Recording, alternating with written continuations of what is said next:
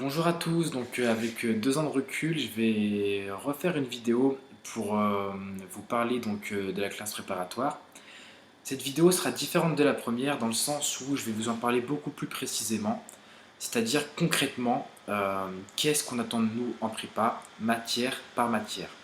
Donc ces vidéos, je vais pouvoir la faire parce que, je l'ai dit, donc j'ai 2 ans de recul désormais, et je sais maintenant comment travailler en prépa, comment être méthodique, comment être rigoureux, comment ne pas tomber dans les pièges, et surtout comment travailler efficacement.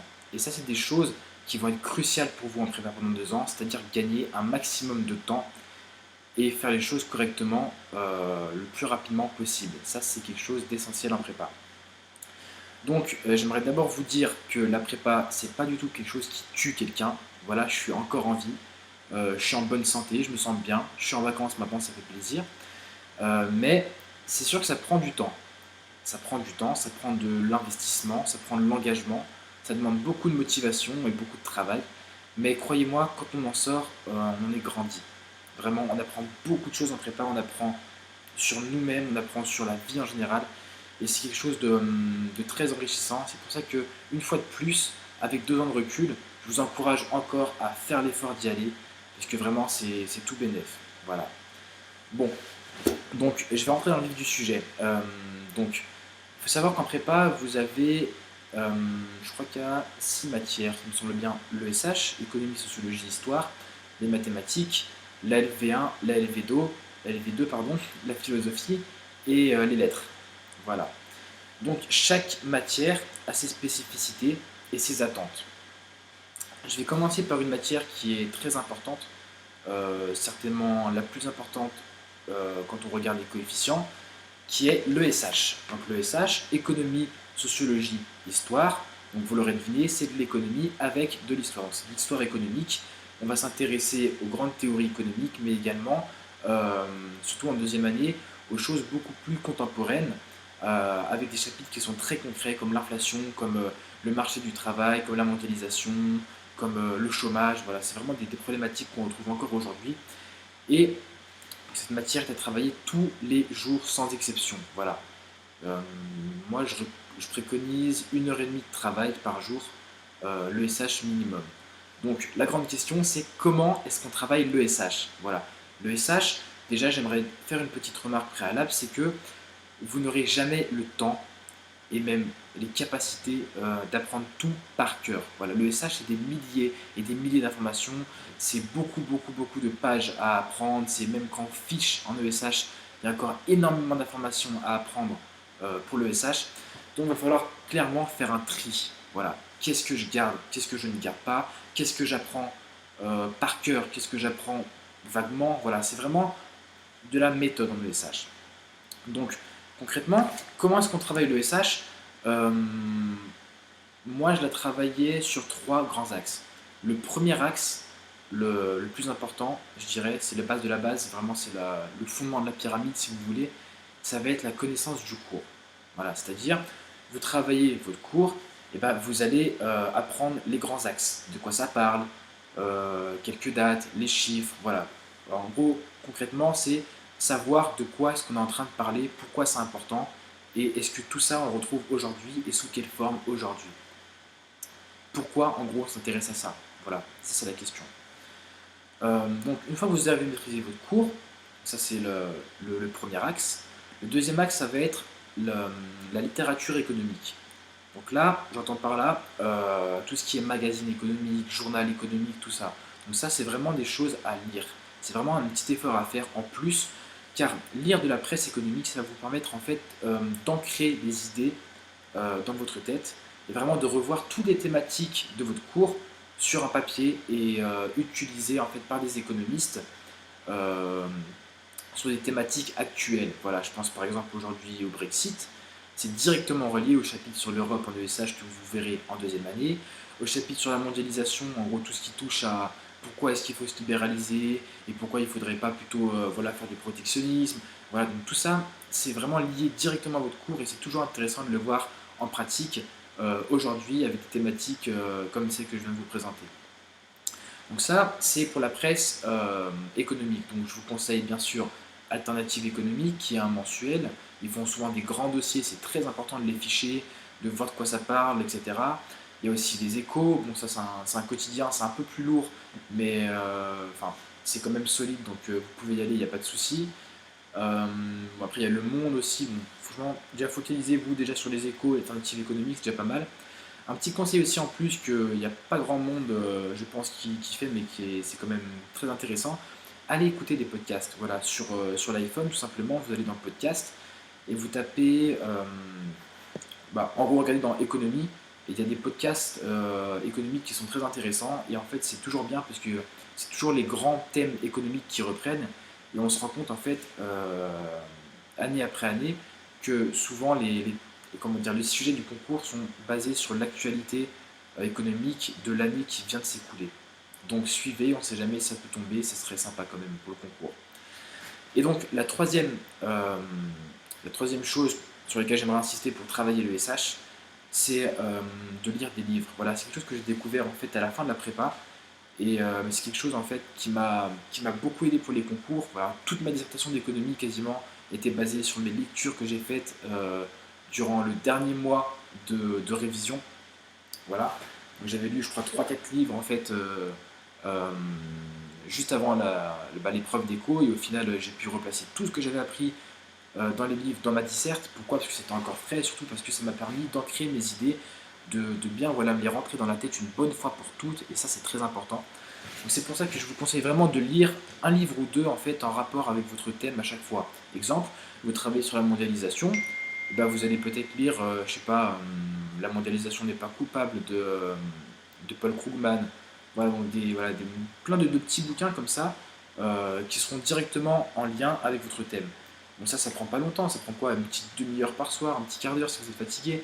Mais faites peut-être un petit peu cet effort et vous verrez que ça paye. Vraiment, ça paye, vraiment, je le conseille. Bon, tout ça, c'était sur comment est-ce qu'on travaille l'ESH concrètement. Mais maintenant, le deuxième problème qui va se poser, c'est je connais mon cours, je connais des chiffres, je connais les dates, je connais tout par cœur. Comment est-ce que je vais le mettre en application le jour de la dissertation dans ma copie, tout simplement? En gros, ce qui est compliqué en ESH, c'est que vous allez tout connaître sur le bout des doigts, vous allez connaître des milliers et des milliers de choses, beaucoup d'informations. Mais le problème, c'est le passage à l'écrit. C'est comment est-ce que je vais mobiliser ces informations dans ma dissertation. Le problème, c'est qu'il y a beaucoup trop d'élèves, et moi en premier, quand j'étais en prépa, qui vont faire de la récitation de cours. Voilà, c'est-à-dire, il y aura le sujet, je vais te dire, ah là là, bah tiens, c'est bon, ce concept je connais, et boum, je balance toutes les informations que je connais dessus. Euh, voilà, comment c'est ça depuis le 19e siècle, comment c'est le 20e siècle, comment ça a été au 21e siècle, voilà, toutes les auteurs, machin, voilà. On va vouloir balancer tout ce qu'on connaît, et au final, on va se taper un 5,6 à la fin, donc voilà, le rapport, il n'est pas très rentable, au final. Donc, comment est-ce qu'on fait concrètement? Donc, j'aimerais en fait partager avec vous le sujet de SH qu'on a eu cette année à l'ESCP. Ah oui, parce que je voulais parler aussi de ça, c'est que l'épreuve de l'ESCP, c'est l'épreuve à pas rater pour le SH. Voilà, si vous la ratez, vous êtes foutu presque. Voilà, c'est très dur de rattraper un carton en ESH. Et donc, c'est vraiment l'épreuve à assurer, l'épreuve de SH de l'ESCP Europe, parce que toutes les écoles prennent cette épreuve dans leur notation, en gros dans leur coefficient, hormis HEC et l'ESSEC. Voilà, donc c'est vraiment l'épreuve à assurer au concours. Donc concrètement, comment est-ce qu'on fait pour analyser un sujet de SH? Voilà, je vais vraiment dire ça dans les grandes lignes, parce que voilà, ça prendrait beaucoup de temps, et malheureusement c'est un petit peu ce qui va nous manquer pendant cette vidéo. Mais bon, on va essayer d'aller droit au but. En gros, le sujet de SH de l'ESCP cette année, c'était: la mondialisation peut-elle expliquer les mauvaises performances économiques et sociales d'un pays? Voilà, en gros, ce qui est caché sous ce sujet, c'est: la mondialisation est-elle coupable voilà, de nos mauvaises performances économiques et sociales? Donc, premier réflexe, quand on a un sujet, on s'intéresse au terme du sujet. Voilà. Donc là, on a quoi? On a la mondialisation. Donc on va se poser la question pendant le brouillon. La mondialisation, qu'est-ce que c'est? D'où ça vient? Est-ce que ça a changé au cours des siècles? Aujourd'hui, comment c'est? Qu'est-ce qu'elle entraîne? Qu'est-ce qui a entraîné la mondialisation? Quels problèmes elle pose? Quelles solutions on peut apporter à tout ça? Voilà. Et donc là, sur le brouillon, ça va être le moment de balancer toutes vos connaissances sur la mondialisation, sur le concept de mondialisation. Voilà. Une fois que vous aurez fait ça, vous allez vous intéresser ensuite au reste du sujet. Donc là, le reste du sujet, c'était quoi? Concrètement, c'était les mauvaises performances économiques et sociales d'un pays. Donc là, c'est quoi? Ça va être une panne de la croissance, ça va être une montée du chômage, ça va être éventuellement la montée des inégalités, peut-être une remise en cause de l'État-providence dans les pays. Voilà, ça va être beaucoup de paramètres qui vont venir faire tâche au sein d'un État, au sein d'un pays, et qui vont venir en gros affecter le bien-être tout simplement. Et donc, en gros, l'enjeu, en fait, c'est de relier ces deux grands concepts. Voilà. Le concept de mondialisation et le concept, en gros, de la galère, si vous voulez, économique et sociale. Est-ce qu'il y a un lien entre les deux de cause à effet? Donc, moi, ce que j'avais fait le jour du concours, c'est que j'avais fait une feuille un peu comme ça, si vous voulez. Donc là, voilà, bon, là, on voit donc mondialisation et mauvaise performance économique et sociale. J'ai fait une grosse patate. Et autour de cette grosse patate, en fait, j'ai fait tous les mots qui me passaient par la tête et en fait des mots clés que je vais relier au sujet au maximum. Donc là, vous voyez par exemple, j'avais mis théorie classique avec Ricardo, avec Smith, avec aujourd'hui Bella Balassa par exemple. Ensuite, marché du travail et de l'emploi, compétitivité, système de protection sociale, problème d'une fin de la croissance. Est-ce que la croissance est vouée à disparaître? Et si oui, est-ce que c'est lié à la mondialisation ou non? La finance mondiale qui est bien sûr dopée par la mondialisation. Est-ce que c'est un avantage? Est-ce que c'est plutôt un inconvénient? On verra dans la dissertation. La mise en concurrence des différents systèmes capitalistes, oui, parce qu'il y a différents pays qui rentrent dans la mondialisation. Mais est-ce que tous ces pays fonctionnent avec le même capitalisme? Et si oui, non, plutôt si non, quel capitalisme s'est imposé depuis les années 80? On a vu que c'était le capitalisme anglais, voilà, le capitalisme libéral. Les inégalités avec l'exclusion, voilà, donc là des ouvrages que j'avais retenus, que je vais balancer dans ma disserte. Le pouvoir des firmes transnationales, les monnaies et les taux de change, voilà. Donc tout ça, c'est vraiment des mots-clés qu'il va falloir relier au sujet directement. Et le but du jeu, en fait, c'est de savoir tous ces mots-clés, comment est-ce qu'on peut les relier les uns aux autres et comment on va faire émerger des grandes parties de ces mots-clés. Et ça, c'est tout l'enjeu du sujet. Donc une fois qu'on a fait ça, on va essayer de faire un plan. Donc j'ai analysé mon sujet.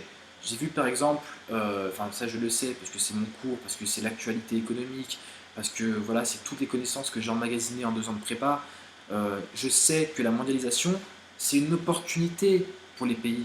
Voilà, c'est une formidable opportunité, ça leur permet de s'ouvrir, de réduire les inégalités, de faire une classe moyenne, d'apporter du travail, de s'endetter pour financer des projets, de permettre aux entrepreneurs de se lancer. Voilà, il y a énormément d'opportunités à s'ouvrir. Donc la mondialisation est un bien pour les pays.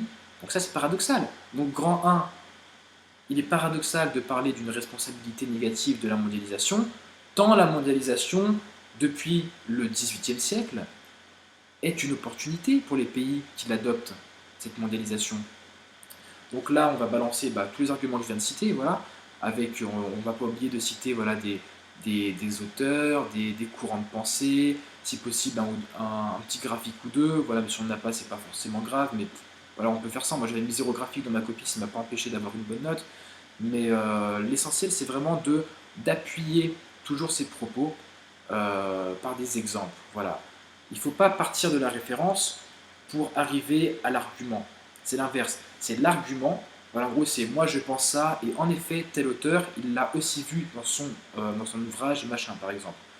Donc ça, en grand 1, par exemple, oui, on voit que c'est paradoxal parce que la mondialisation est une opportunité. Mais grand 2, tout n'est pas si rose. Voilà, tout n'est pas si rose. Comme de par hasard, depuis les années 80, la croissance est de plus en plus faible. On a du mal à avoir une croissance qui est stable. Et comme de par hasard, c'est pile le moment où la mondialisation s'est accélérée. Coïncidence? Je ne pense pas. Pourquoi? Parce que la mondialisation, on l'a vu, elle est aussi source voilà, de vices, de maux. Voilà. Il y a des inégalités, il y a quoi? Il y a la remise en cause de l'État-providence. Voilà. Si la mondialisation c'est le remède à tout, et ben alors quelle place à l'État? Voilà, quelle place à l'État-nation dans la mondialisation? Euh, voilà, il y a beaucoup de choses. Voilà, j'avais noté la finance. Voilà, parce que la mondialisation, c'est quoi? C'est la globalisation financière aussi. C'est-à-dire, voilà, si vous voulez, c'est les 3D d'Henri Bourguignat depuis les années 80. La finance a pris une part considérable. il y a de plus en plus d'argent qui au final alimente une bulle spéculative dans une sphère financière que dans une sphère réelle. C'est ça le problème aujourd'hui. On a beau baisser les taux d'intérêt, on a beau, voilà, je pense à la BCE par exemple, encore une actualité, on a beau baisser les taux d'intérêt de la BCE à 0%, au final ils ne servent même pas à l'économie réelle, ils vont servir à la sphère financière et spéculative. Et ça, c'est à cause de la globalisation financière, la spéculation mondiale. Pardon. Donc ça, on voit que la mondialisation, elle a des vices, c'est sûr. Et donc là, en gros, dans le grand 2, on va venir un petit peu nuancer les propos qui sont trop évidents, qui étaient dans le grand 1. Et ça, c'est déjà quelque chose qui est pas mal à faire. C'est toujours montrer qu'on est toujours dans la nuance. On n'est pas dans le oui, on n'est pas dans le non. On est dans le bah oui, oui, ça peut être comme ça, mais on voit aussi que c'est comme ça, c'est un peu paradoxal. Et ça va être tout l'intérêt du grand 3. Le grand 3, il va être là en fait pour vous faire monter dans les 15, 16, 17, 18, 19 et 20, voilà pourquoi pas. Le grand 3, il va être là pour dire j'ai compris l'enjeu du sujet, j'ai compris que tout n'est pas simple, mais alors comment faire? En gros, c'est ça. Quelle réponse peut-on adopter? Donc là, par exemple, voilà, pour ce sujet, moi, bon, je vous cite cet exemple tout simplement parce que j'ai essayé des choses qui ont marché et c'est simplement pour, voilà, pour avoir une base de travail, vraiment pour argumenter voilà, mes propos, pour donner une petite image. Voilà. Mais je ne suis pas en train de dire que ma dissertation est parfaite et quoi que ce soit, c'est simplement puisque je sais d'expérience que quand on donne des exemples, voilà, c'est toujours mieux dans la tête, on arrive toujours à comprendre plus facilement. Donc moi, en grand 3 par exemple, après avoir montré que la mondialisation, c'est une opportunité, mais que aussi elle peut être un vice, bah, on peut se demander, mais au final, est-ce que la mondialisation, elle n'est pas elle-même prise en fait dans un mouvement beaucoup plus général, beaucoup plus global, d'un essoufflement de la croissance? Est-ce qu'au final, la croissance qu'on connaît aujourd'hui, elle peut être comparée à la croissance qu'on a connue euh, au siècle précédent, depuis la révolution industrielle? Et si elle n'est pas comparable, parce qu'on a eu des nouvelles transformations, des bouleversements économiques, si cette croissance n'est pas comparable, alors comment on peut mesurer cette nouvelle croissance?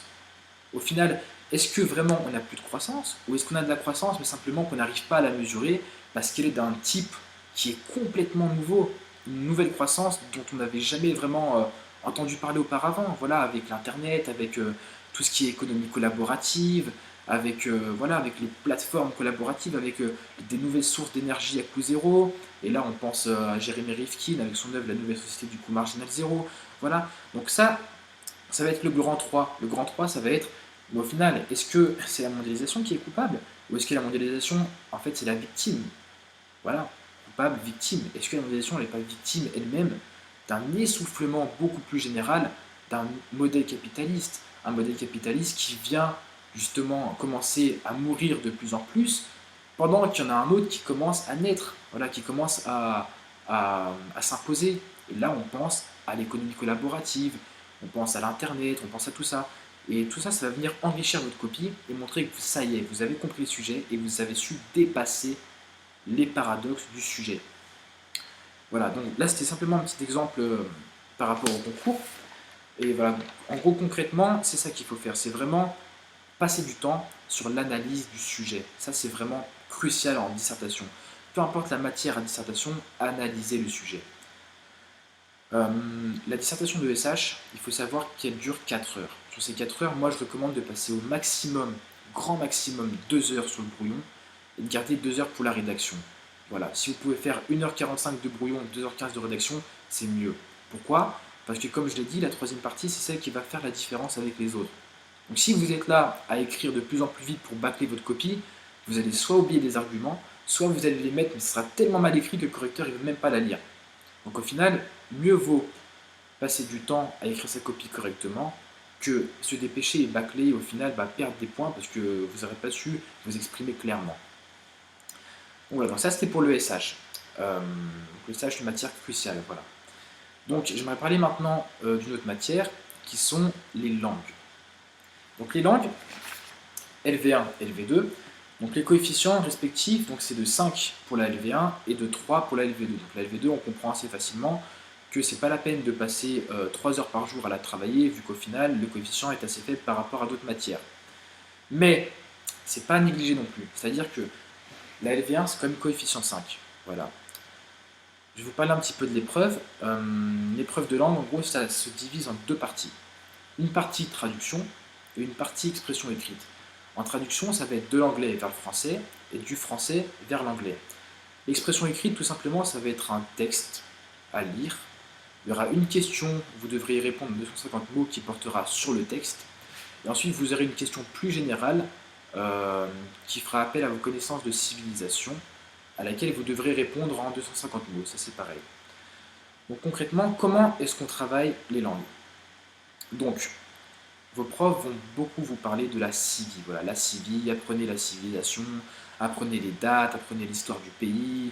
Depuis le 18e siècle, clairement, on s'en fout. Voilà, clairement, on s'en fout. Les langues, c'est des langues, tout simplement. Il faut en priorité apprendre la langue, apprendre la grammaire, apprendre le vocabulaire, apprendre les expressions idiomatiques, apprendre des tournures de phrases qui sont un petit peu originales. C'est ça qui fait gagner des points. C'est pas de savoir en quelle année, je sais pas, le troisième roi du pays est décédé. Ça, on s'en fout, concrètement. En plus, il y a une chance sur 10 000 que ça tombe au concours. Tout simplement, celui qui est bon en langue et qui connaîtra peu en civi, il peut largement s'en sortir avec une très bonne note parce qu'il maîtrise la langue et c'est ce que les correcteurs attendent. A l'inverse, celui qui connaît toute la civi par cœur sur le pays mais qui ne sait pas aligner trois mots d'anglais sans faire une faute, il va être saqué au concours. Donc moi vraiment ce que je conseille, c'est comment travailler les langues. C'est déjà vous allez travailler les langues un jour sur deux. C'est-à-dire le lundi par exemple, je vais travailler l'anglais, le mardi ma LV2, le mercredi l'anglais, le jeudi ma LV2 et ainsi de suite. Et donc, on va dire, essayez de travailler 1 heure et demie les langues quand vous les travaillez. 1 heure de langue pure, grammaire, vocabulaire, expression idiomatique, tout ça, et une petite demi-heure de civi. Et quand je dis civi, c'est pas forcément de l'histoire du pays depuis 3 siècles. Ça, à la limite, c'est même à bannir peut-être. Voilà, apprenez vraiment les grands repères, mais allez pas vous perdre dans la civilisation pure qui est vraiment pourrie et qui servira à rien. Focalisez-vous sur l'actualité du pays. Voilà, les grands questionnements, les grandes tendances qui se passent aujourd'hui et depuis quelques années dans ces pays. Et en fait, c'est souvent les mêmes questions qui reviennent. C'est souvent l'égalité homme-femme, c'est souvent la nouvelle technologie, c'est souvent les élections, ce qui se passe dans le pays, voilà, la politique. Ça, à la limite, c'est ce qu'il faut travailler. Donc, lisez beaucoup du quotidien ou des mensuels du pays en question, parce que non seulement ça va vous permettre de travailler la civi et de travailler la langue, vous allez voir comment c'est écrit dans la langue du pays. Et ça, c'est tout bénef. Voilà. Écoutez aussi des podcasts, voilà, des journaux télévisés pour l'oral, parce que à l'oral, vous allez devoir parler anglais, parler italien, espagnol ou allemand. Ça, va falloir maîtriser. Voilà, à l'oral, c'est crucial. L'accent, voilà, pas faire de fautes de conjugaison, tout ça, c'est très important. Donc, je vous invite à pas négliger les langues et à les travailler quand même, voilà, un petit peu tous les jours, ou en tout cas, voilà, au moins 2-3 fois par semaine. Voilà, c'est vraiment important quand même de bien connaître les langues et de bien savoir les utiliser. Euh, bon, par rapport aux langues, c'est un petit peu tout ce que j'avais à dire. Ouais, c'est tout ce que j'avais à dire pour les langues. Donc maintenant, on va passer à notre matière. Cette matière, elle est trop souvent oubliée des étudiants. Elle est trop souvent négligée. Voilà, on pense que c'est au petit bonheur la chance, et en fait pas du tout. Je parle bien sûr de la culture générale et de la philosophie. En gros, donc, au concours, c'est quoi? C'est une dissertation. Voilà. Comment ça se passe? Donc la prépa, c'est en 2 ans. Donc la philo, ça sera aussi en 2 ans. La première année, concrètement, il va falloir apprendre la méthode. Voilà. La première année, vous allez apprendre comment est-ce que j'analyse un sujet, comment je rédige une dissertation, comment je fais mes 2 ou mes 3 parties, comment je rédige une très belle introduction, une très belle conclusion, comment je vais introduire un peu des références. Voilà, tout ça, vous allez l'apprendre en première année. Et en deuxième année, c'est là que vous allez apprendre, c'est seulement là, j'insiste, que vous allez apprendre les connaissances, que vous allez apprendre les références, que vous allez apprendre les citations, tout ça. Voilà, en gros, toutes les connaissances de cours, vous les apprendrez en deuxième année. C'est pour ça qu'à chaque fois qu'il y a des élèves qui viennent me voir et qui me disent voilà, j'ai une dizaine de livres à lire pour la rentrée de première année, je leur dis mais lis-le pas, tu t'en fous, parce que dans tous les cas, les connaissances, elles vont être utiles en deuxième année. La première année, elle est là tout simplement pour apprendre à disserter. Je ne dis pas qu'il ne faut pas lire tous les bouquins qu'on vous donne. Mais voilà, si vous allez entrer en prépa, vous avez normalement reçu une liste de bouquins à lire. Et voilà. Et souvent, je vois des profs qui donnent une dizaine de bouquins, une quinzaine de bouquins de philosophie à lire en 2 mois. Mais c'est n'importe quoi. Mais je pense que même les profs savent que vous n'aurez pas le temps de les lire. Simplement, les profs, ils se disent quoi? Ils se disent, bah, on sait très bien qu'ils ne liront pas, qu'ils vont en lire peut-être 10%, mais il vaut mieux lire 10% de 15 livres que 10% de 0 livre. Donc ils vous bombardent en livres, ça c'est normal.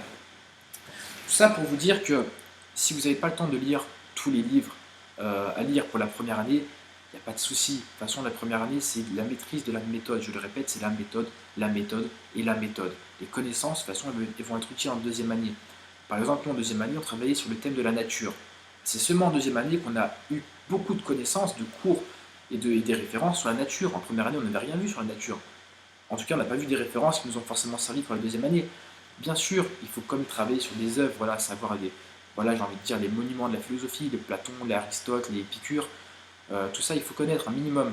Mais prenez-vous pas la tête à passer des heures et des heures et des heures et des heures sur un livre de philosophie. Surtout que des fois, quand je pense à des philosophes comme Nietzsche, les profs vous demandent de lire du Nietzsche en un mois, mais Nietzsche, ça se lit pas en un mois. Vous prenez un livre comme Le Gai Savoir, c'est pas n'importe qui peut lire et comprendre Le Gai Savoir. Voilà, ça nécessite, je sais pas, des nombreuses années de philosophie quand même avant. Voilà, Le Gai Savoir, c'est un livre qui se lit, il se lit pas comme ça. Voilà, ça s'étudie, ça s'apprend. Voilà, philosopher et lire des philosophes, surtout, ça s'apprend. Donc c'est pour ça, moi, quand je vois des profs qui donnent 15 bouquins de philo à donner à leurs élèves, bah, ça me fait rire, c'est impossible. Donc prenez-vous pas la tête. Lisez à la limite 2 ou 3 livres qui vous plaisent au bord de la piscine plutôt qu'en lire 15 simplement pour vous dire c'est bon, je les ai lus, je suis en règle. Au final, avec du recul, on se rend compte que ça n'a pas d'importance à la rentrée en première année. Par contre, en deuxième année, lisez bien les bouquins parce que ça va être des connaissances qui vont vous servir et là-dessus, voilà, il n'y a pas d'impasse à faire. Donc, tout ça, c'était pour la philo. Donc, concrètement, encore une fois, la philo, ça va être quoi? De l'analyse du sujet, de la méthode et de la réflexion. Je vais encore vous donner un petit exemple de sujet qu'on a eu au concours. Nous on a eu par exemple le sujet EM Lyon, c'était peut-on renoncer à l'idée de nature? Donc là, qu'est-ce qu'on fait? Donc pas de panique, on va se consacrer bien 2 heures grand maximum à l'analyse du sujet. Voilà, qu'est-ce qu'on me demande, qu'est-ce qu'on veut faire de moi, qu'est-ce qu'on veut que je pense, comment est-ce que je vais trouver des paradoxes, comment je vais faire mon plan, mon intro et ma conclusion, et comment je vais faire une dissertation qui est bien sexy et qui va plaire au correcteur. Et ensuite, on va rédiger correctement. Donc concrètement, quand on a un sujet comme peut-on renoncer à l'idée de nature, ce qu'on va faire, c'est que déjà, on va s'intéresser au terme du sujet comme pour le SH. Peut-on, c'est quoi? Peut-on, c'est est-ce qu'on a la capacité de renoncer à l'idée de nature? Et éthiquement, est-ce qu'on peut le faire? Est-ce que c'est correct? Donc là, à partir de là, on a déjà une petite piste de réflexion. Ensuite, on va réfléchir à l'idée de nature. C'est quoi l'idée de nature? Voilà, déjà, c'est quoi la nature? Donc là, on aura vu qu'il y a plusieurs définitions suivant celles qu'on a apprises. C'est quoi l'idée de nature? Est-ce que c'est pas la nature comme une idée? Est-ce que c'est pas la nature comme un simple fantasme? Donc tout ça, ça va prendre en compte dans nos raisonnements aussi. Et donc, une fois qu'on aura... Bon, je vais passer vraiment sur l'analyse détaillée, ça prend vraiment beaucoup de temps. Mais une fois qu'on a fait cette analyse, il y a des axes qui vont sortir. En gros, quand on nous demande si on peut renoncer à l'idée de nature, concrètement, ça veut dire est-ce que l'homme, en gros, peut vivre en se passant la nature? Voilà, l'homme peut-il vivre hors de la nature? L'homme peut-il effacer tout ce qui est naturel en lui et tout ce qui est naturel en dehors de lui? En gros, c'est ça qu'on attend de nous sur un type de sujet comme ça. Donc là, en gros, en grand 1, on pouvait par exemple dire que, bah, oui, effectivement, on voit que historiquement, l'homme, il a su renoncer à l'idée de nature, voilà, depuis la révolution, en gros, copernicienne, depuis la révolution galiléenne aussi. Et on a vu que l'homme, depuis le XVIIIe siècle, depuis le XVIIe siècle, a su se libérer des contraintes naturelles, voilà, par la science par exemple. Par la science, l'homme a su s'élever au-dessus de sa condition d'être naturel. L'homme a su se dire, voilà, moi je ne suis pas comme les animaux, moi je peux réfléchir, moi je peux dépasser le déterminisme naturel. Donc je peux renoncer à l'idée de nature par ma raison. Ma raison me dit, je peux réfléchir, je peux dépasser tout ça, et je peux m'élever en dehors du règne naturel. Donc oui, on a vu que la science, par exemple, a permis à l'homme de s'élever en dehors du règne naturel, parce que l'homme en soi, voilà, l'homme en soi, c'est un paradoxe. L'homme, il est profondément paradoxal, parce que c'est le seul être parmi tous les êtres de la nature qui a conscience de sa propre finitude. Et comme il sait qu'il va mourir, il va tenter vraiment je sais pas, de percer des mystères. Voilà, il évolue dans un environnement qu'il ne connaît pas, mais nous, les hommes, on ne peut pas accepter de vivre dans un environnement qu'on ne connaît pas, dans un environnement qui nous échappe. Prenez un chien, le chien il n'en a rien à faire, le chien il vit dans son environnement, il se pose pas de questions, il est ce qu'il est et puis il s'en fiche. Nous, on a toujours besoin de savoir qui je suis, où je vais, d'où je viens, pourquoi je suis comme ça, voilà tout ça. Et donc l'homme, il va chercher à avoir la science. Il va chercher à s'élever au-dessus du règne naturel, et c'est ce qu'on a vu du coup depuis le 16e, 17e, 18e siècle. Voilà, avec toutes les révolutions galiléennes, cartésiennes qu'on a pu observer. Bon, enfin ça, je résume vraiment les idées, hein. Donc ça c'était un grand 1 par exemple. Oui, l'homme peut renoncer à l'idée de nature. Mais grand 2, est-ce que c'est si facile? Voilà, est-ce que l'homme, il est vraiment un être en dehors de la nature, ou est-ce que derrière lui, malgré tout, il n'y a pas une nature qui subsiste? Voilà. Et là, on peut par exemple dire l'argument que, en fait, l'homme, comment dire, l'homme, il appartient à la nature dans et par la science. La science va permettre à l'homme de se rapprocher de la nature. C'est paradoxal. Parce qu'à la fois, elle l'éloigne de la nature, mais à la fois, la science est aussi ce par quoi et ce en quoi l'homme va se rapprocher de la nature. Je vais prendre un petit exemple. J'avais cité dans ma copie, par exemple, François Jacob dans La logique du vivant. Il faut savoir que cette œuvre, c'est une œuvre qui est profondément cartésienne. Voilà, l'homme, il est pensé comme au-dessus de la nature, c'est un scientifique, c'est celui qui sait tout, tout ça. Mais au milieu de ce livre, il y aura 2 pages d'émerveillement total devant une bactérie, en fait. Voilà, une bactérie qui, en 2 secondes, va procéder à 200 000 réactions chimiques. Voilà. Et là, on voit en plein cœur de ce raisonnement qui est cartésien, 2 pages d'émerveillement total devant cette bactérie. Voilà. Les scientifiques, ils mettent quoi? Ils mettent des heures pour faire une réaction chimique, et la bactérie, pouf, en 1 seconde, elle en fait 200 000. Voilà. Et ça, c'est d'émerveillement. Et on voit que par la science, l'homme, il peut être émerveillé par la nature. Justement, en connaissant la nature, l'homme, il peut se dire, ah ouais, quand même, ça c'est balèze. Voilà. Et ça, en gros, c'est ce qui va nous faire dire que la science, elle éloigne pas forcément l'homme de la nature. La science peut rapprocher l'homme de la nature. Et justement, en fait, la science peut réenchanter l'homme par rapport à la nature.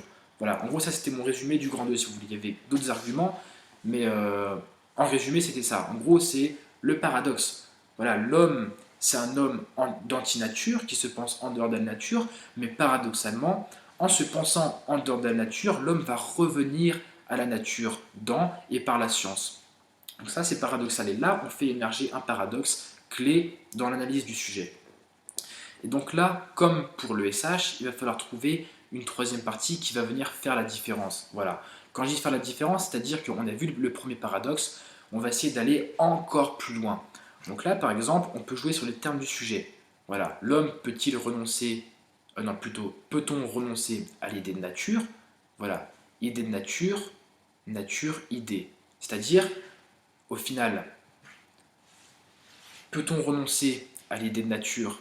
Mais ne serait-ce pas je sais pas, une manière un petit peu subtile, même un petit peu ironique, de dire que la nature n'est qu'une idée, que la nature n'est qu'un fantasme?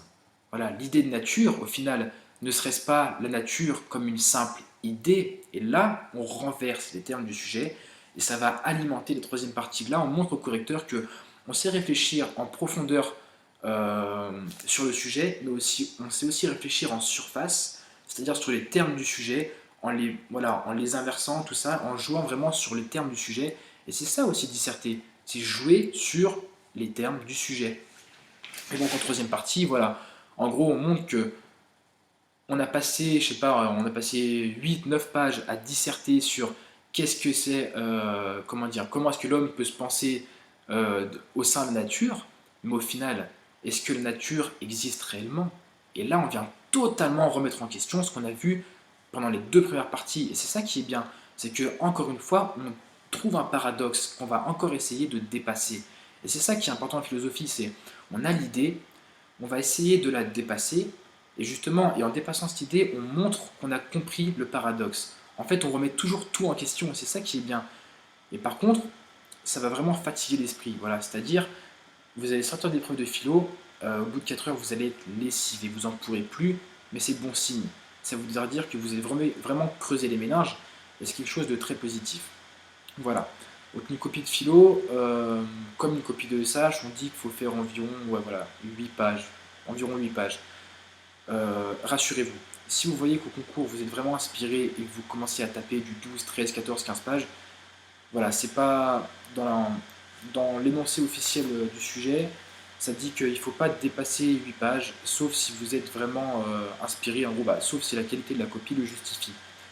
Si vous voyez vraiment que vous êtes inspiré et que les idées viennent toutes seules et que vous trouvez que c'est dans le sujet, n'hésitez pas, voilà, faites plus de pages. Moi j'avais toujours fait beaucoup plus de pages que ce qui était préconisé. Et voilà, j'avais un petit peu peur d'être quand même pénalisé pour ça, mais au final ça a été. Donc si vraiment vous sentez que vous êtes inspiré, n'hésitez pas, lancez-vous et normalement ça plaira. Voilà. Donc ça c'est pour la philo. Donc la philo, on va dire, allez, admettons que vous travaillez lundi, mardi, mercredi, jeudi, vendredi, samedi, dimanche. Travaillez la philo 3 fois par semaine. Voilà, 3 fois par semaine, à raison d'1 heure par séance de travail. Et je pense que ça sera suffisant. Voilà. C'est vraiment une matière qu'il faut travailler. Mais à la fois, c'est une matière qui se travaille très intelligemment. Et surtout l'analyse, la méthode et la réflexion avant les citations, avant les références et avant les auteurs. Voilà, c'est pas sur les auteurs que vous serez noté, ce sera sur votre réflexion et sur votre problématisation du sujet. Donc ça, c'était par rapport à la philo. J'aimerais parler, pour finir, bon, je ne vais pas trop parler des lettres, la synthèse de texte et la compréhension de texte, ça c'est quelque chose que vous pourrez facilement voir avec votre professeur. Donc ça, je ne vais pas perdre de temps là-dessus, je vous laisserai voir avec votre professeur. Retenez simplement qu'il est de coefficient 3 et que taper un 18, c'est toujours mieux que taper un 5. Et donc, misez tout là-dessus aussi, ça peut être pas mal, mais perdez pas de temps. Ce qui est bien, c'est que c'est une matière qui ne se travaille pas le soir, c'est simplement des réflexes à prendre, voilà, une méthode à acquérir. Et si vous tapez un petit 18, ça fait toujours plaisir. Maintenant, je vais vous parler des mathématiques. Voilà, donc les maths en prépa, quand on arrive en prépa, on ne sait pas forcément qu'on va bouffer des maths pendant 2 ans, et pourtant c'est le cas. Je ne vais pas trop non plus m'étendre sur les maths parce que je ne suis pas du tout un modèle en maths. Voilà, autant dans toutes les matières j'étais assez bon, j'étais pas mal. En maths, j'ai pas trop mon mot à dire parce que voilà, j'ai pas eu la moyenne au concours. Et voilà, c'est pas la matière dans laquelle je brillais du tout. Mais j'ai quand même quelques conseils à vous donner justement de par les erreurs que j'ai pu faire. C'est-à-dire les maths en première année, j'ai totalement lâché. Voilà, j'étais dégoûté des maths, je voulais plus faire des maths, je voulais plus entendre parler. Et ça, c'est l'erreur la plus grave que j'ai pu faire au cours de ma prépa.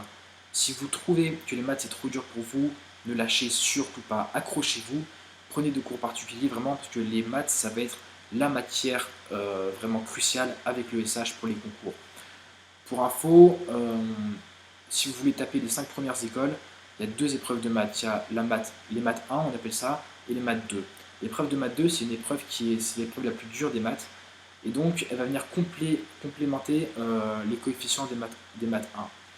En gros, tout confondu, les maths, ça va être du coefficient, ça peut aller du coefficient 6, 7 jusqu'au coefficient 8. Donc voilà, c'est quasiment aussi important que l'éco, donc vraiment à travailler très régulièrement. Pour les maths, je vous conseille de travailler ça tous les jours, au même titre que l'économie, minimum 1 heure et demie par jour.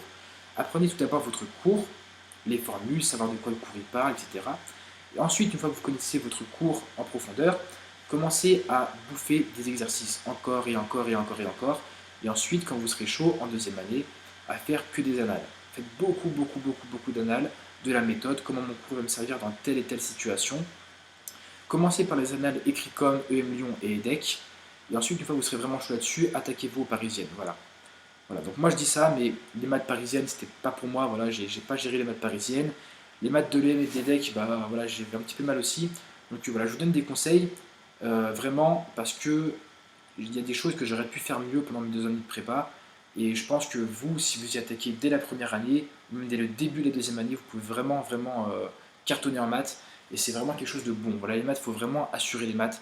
Il faut vraiment se mettre à l'abri, parce que c'est une matière sûre. Voilà, j'ai remarqué tous les gens qui ont eu des bonnes notes en maths, c'est parce qu'ils étaient bons toute l'année. Et tous les gens qui étaient pourris en maths, et ben, ils ont eu des notes à la hauteur de leur niveau. Il n'y a pas de surprise en maths. Voilà, votre note en maths va vraiment refléter votre niveau que vous aurez acquis pendant 2 ans. Le problème, c'est que les maths, ça prend du temps.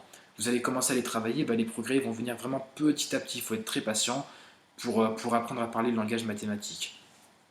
Donc voilà, donc je ne vais pas trop m'étendre sur les maths, je pense qu'il y a des gens qui pourront beaucoup plus vous en parler que moi, et même beaucoup mieux, sûrement. Mais voilà, je vous incite vraiment à prendre des cours particuliers si vous avez du mal, parce que les maths, c'est vraiment la matière sur laquelle il n'y aura pas de secret. Votre note sera votre niveau au concours, c'est sûr et certain. Donc voilà, donc j'ai fait un petit peu donc le tour de toutes les matières. J'espère que cette vidéo donc, vous aura un petit peu éclairé sur comment on peut travailler en prépa. J'aimerais vraiment vous faire comprendre pour finir que la prépa, c'est pas la mort. La prépa, voilà, c'est comme je l'ai dit, des trucs et astuces. C'est des petits raccourcis. Voilà, c'est comment je travaille telle et telle matière. Je vais pas perdre de temps à faire ça plutôt que de faire ça. En ESA, je vais pas passer du temps à passer. Je vais pas passer 2 heures, par exemple, je sais pas, à travailler sur un tout petit point du cours. Non, non, non, il y a autre chose à faire. Voilà, fichez, apprenez d'autres choses qui vous seront bien plus utiles. En langue, c'est pareil. D'ailleurs, en langue, je vous préconise vraiment l'application Quizlet, Quizlet. En fait, c'est une application qui va vous permettre d'apprendre via un algorithme, d'apprendre beaucoup de mots, d'expressions par cœur. Et ça, c'est très facile à retenir. Donc, dans les moments perdus, hein, comme dans les transports en commun, bah, allez-y, bouffez du Quizlet, ça fera que du bien. Et donc voilà, c'est vraiment que des conseils que je peux vous donner. Euh, Lâchez-vous en prépa, surtout, voilà, n'hésitez pas à vous donner à fond. Quand vous sentez que le soir, vous n'arrivez plus à travailler, qu'il n'y a rien qui rentre, que vous vous énervez, tout simplement arrêtez. Voilà, arrêtez, prenez-vous pas la tête. Moi, combien de fois ça m'est arrivé, je rentre chez moi, voilà, je travaille 1 heure ou 2, voilà, je vois que je commence à saturer. Bah, moi, j'arrêtais, voilà, je faisais autre chose. J'allais me faire un FIFA ou j'allais, je sais pas, j'allais faire un tour dehors, j'allais faire un peu de sport. N'hésitez pas. Voilà, et par rapport à l'hygiène de vie aussi, je voulais inciter un petit peu là-dessus pour finir. L'hygiène de vie, essayez de la maintenir un maximum. Essayez de continuer de manger correctement. Donnez-vous des pauses repas, voilà, suivant ce que vous avez besoin. Moi, je prenais souvent 1 heure, 1 heure et demie pour manger, parce que ça me faisait du bien. En gros, c'était ma pause. Il y en a qui prennent des pauses sport, des pauses FIFA, des pauses de quoi. Moi, j'avais ma petite pause repas, si vous voulez. Pendant 1 heure et demie, bah, voilà, je mangeais tranquille, je regardais une petite série ou je faisais autre chose. Voilà, ça me vidait la tête. Des fois, j'allais faire une petite balade dehors tranquille. Mais prenez vraiment du temps pour vous. C'est vraiment ce que je veux que vous compreniez. La prépa, c'est pas je travaille H24, non. C'est je travaille une certaine quantité d'heures, c'est vrai. En gros, c'est je travaille pas forcément beaucoup, beaucoup, beaucoup, beaucoup. C'est je travaille très intelligemment et très méthodiquement, pardon. Donc voilà, donc c'était un petit peu tous les conseils que je voulais vous donner. Surtout, accrochez-vous. N'hésitez pas à tout donner, n'hésitez pas à travailler en groupe. Et si vous avez des questions, bah, demandez à vos professeurs. Vous pouvez aussi me joindre moi via les contacts que je vais laisser dans la description de la vidéo. Voilà, je vous souhaite vraiment de la réussite. Je vous souhaite bien du courage. J'aimerais pas être à votre place personnellement. Et accrochez-vous et vous verrez, ça peut que vous faire grandir. Voilà. Donc je vous souhaite voilà, une bonne année de prépa, un bon parcours en prépa et vraiment que de la réussite pour vos concours. Voilà, à très bientôt.